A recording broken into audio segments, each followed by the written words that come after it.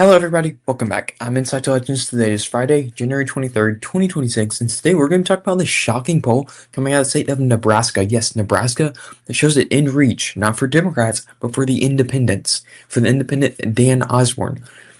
This is of course a state that is solidly Republican. Nebraska, it voted for Donald Trump at the presidential level as a whole, by 21.5 points.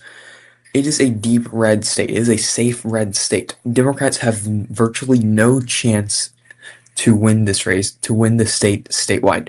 However, who does have a chance is independents, is the independent Dan Osborne, the one person who isn't favored by, he's not favored by no means to win. I'm not going to say he is not favored, but is the only person who has the chance to come close or to flip the state of Nebraska away from the Republican Party into the independents. It would make him technically the third independent in the Senate, just behind Angus King and Bernie Sanders. But though they caucus with the Democrats, they vote with the Democrats, they're basically Democrats. The reason Dan Osborne is so close to winning, according to this poll, and according to other polls, we'll talk about that later, is because he's truly an independent. He doesn't lean to the Democrats. He doesn't lean to the Republicans. He's an independent. He is a moderate. And moderates make up the majority of the country, make up the majority of voters, which is why he resonates with them so well, especially in rural Nebraska. Because rural Nebraska, they don't care. They could not care. Most people in rural Nebraska, farmers, could not care less about the itty gritty that's happening over in Washington.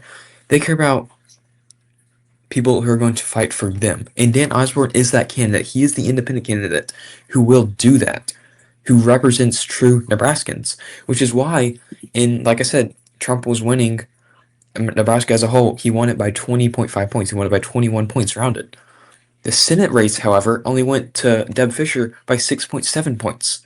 Dan Osborne, who ran in 2024, only lost this race by less than 7 points in an R+21 state. And 2026 is going to be a much better environment for Democrats, not just for Democrats, but a bad environment for the Republicans, which is why he is running again. And according to this poll and other polls, there's been 3 polls for this race. We don't have much data, but the polls that we do have show this race tight. One has Dan Osborne ahead by 1 point, 1 and 2 have him behind by 1 point. This is a race that people count out when talking about the Senate because it's Nebraska, it's an independent, it's not a Democrat.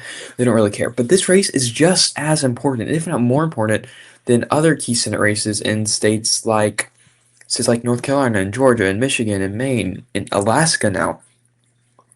This race, if Dan Osborne could flip it away from the Republican Party, that'll be huge for the Democratic Party. Actually, before we look at the Senate map, let's look at the crosstabs. This is a poll. It is a Democratic aligned pollster. It is. So, Dan Osborne is probably behind by a little bit more than 1 point, but that does not mean that this poll is completely counted out. I mean, look at the party registration. Only 26% of respondents were Democrats. 54% were Republicans. 20% were unaffiliated. And so that shows this is not a poll full of Democrats, full of anti-Trump Republicans. This is a poll of Nebraska.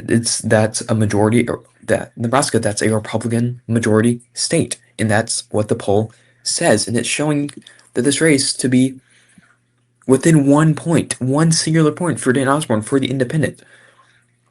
And yes, 2024, Dan Osborne ran against Deb Fischer, not governor's Senate, running against Deb Fischer. Deb Fischer was not a very strong candidate. She was a relatively weak Republican, which is part of the reason why Dan Osborne only lost by 7 points. By the end of the day, this is Nebraska. And if Republicans are only winning by 7 points, who knows what's going to happen in 2026 when Democrats are going to almost objectively, based on elections, based on polls, based on just general consistency. I don't know what word I'm trying to talk with, but based on everything, it looks like 2026 is going to be very favorable for the Democrats and unfavorable for the Republicans. And that looks like it should translate into the Nebraska Senate race. It should translate into a very close race for Dan Osborne in the state of Nebraska. And even if he doesn't win it, this is an election that Republicans have to spend millions of dollars on that they would otherwise have to not spend a penny to win the state by 15 points.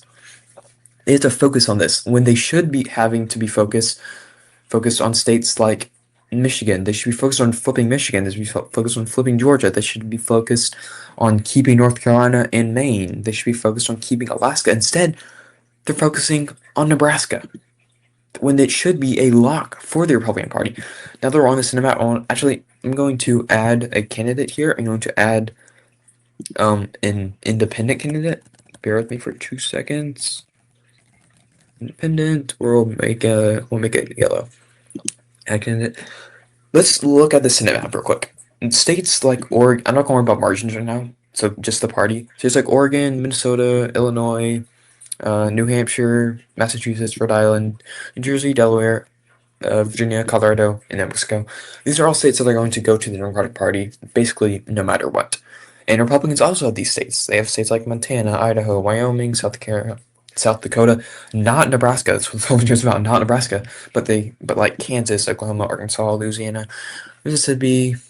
There's all of these states. And we'll even classify Iowa. This is where the map is pretty much at right now.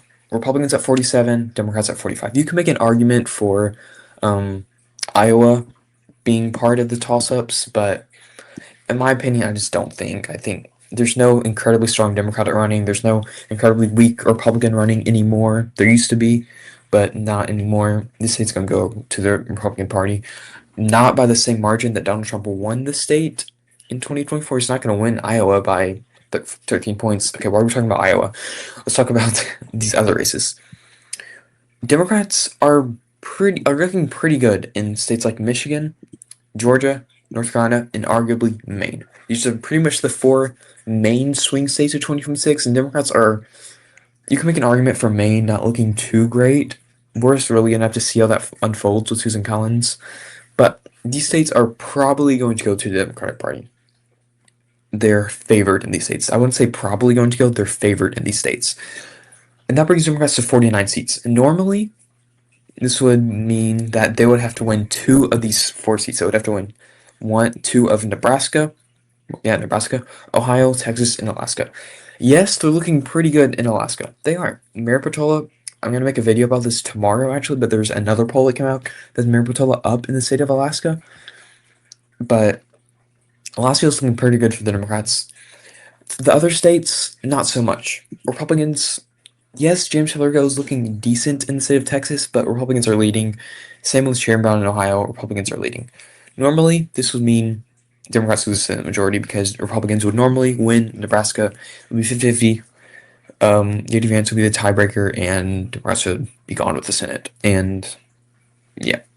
However, with Nebraska being in play, if Independent Dan Osborne, if he somehow won this state, if he flipped it, if he shifted this state by 6 point, he lost by 6.7. If he shifted the state to the left or away from the Republicans by 6.8 points, he would be the next United States Senator from the state of Nebraska. And what that would mean is would mean a Democratic majority in the Senate, without having to win states like Texas and Ohio or Iowa or Florida. This would mean a Democratic majority for Democrats. So while Dan Osborne may not be a Democrat, him not being a Republican helps the Democrats so much. Because him being in this race, like I said before, not only makes it so Republicans have to spend millions of dollars defending a safe red seat, but if Dan Osborne flipped it, that Democrats would more than likely, maybe not more than likely, but Democrats would have a real chance at flipping the Senate from Republican back to Democrat. Just 2 years after being behind by 6 seats. Okay, that's enough of this video. What are your thoughts on this poll? Do you think Dan Osborne has any shot in this race? What do you think? Do you think Pete Ricketts is just gonna overperform? If you do think so, why? I'd like to know in the comments. I'd like to know your opinions. If you enjoyed this video, I encourage you to like the video, to subscribe to my channel. I upload election news every single day, sometimes twice a day. And yeah, I hope you have a great day.